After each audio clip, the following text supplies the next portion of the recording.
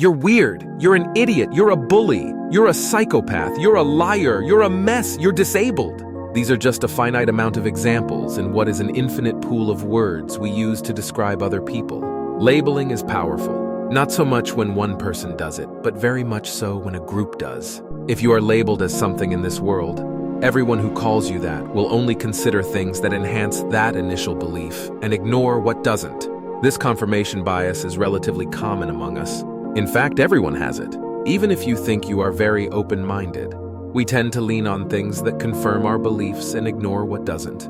When we label someone something, they become it.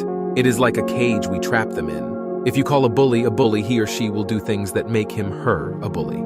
They will accept that label as a part of them. Whether consciously or subconsciously, they will become it. A study was done regarding intelligence. Teachers were given a pool of students and told that some students in their midst scored in a high percentile in intelligence. Coming to the end of the year, students were deemed smart.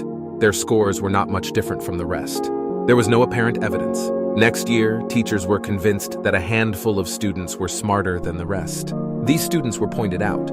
By the end of that year, these students did in fact outperform the rest. Teachers developed these students in order to fulfill what was nothing more than a label. Those students were not actually smarter. They were selected randomly, but their being labeled as that made teachers address them in a different way. This was no deception on the part of the teachers. It was just confirmation bias coming into play. As you are reading this, you are biased as well. If you have previously leaned towards what I am saying, you are likely to remember this. If not, you are more likely to forget it because it does not align with your own beliefs. Now, don't get me wrong. Labeling someone smart is not essentially wrong, but labeling someone as dumb, for example, does him a world of harm.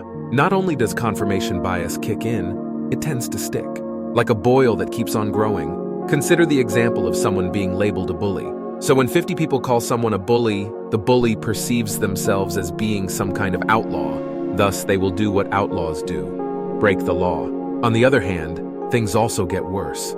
When confirmation bias kicks in from the observer's point of view, the one calling the bully a bully, they will only focus on things that particular person does that makes him more of a bully. As a result, if the labeled bully starts to change his actions, it would most likely be futile. As labels tend to stick, he would still be called that even when his actions are contrary to the fact.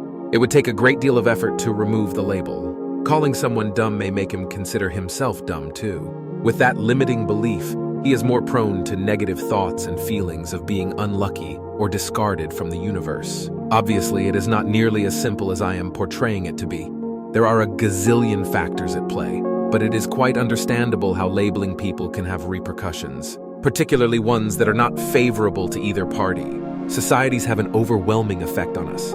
We all long for social approval. We are, in fact, social beings, but society can be relentless sometimes, and that can be very harmful in most cases. It breeds a competitive school when there was no need for one. Yes, competition is in most cases healthy and/or necessary. I am very pro-competition.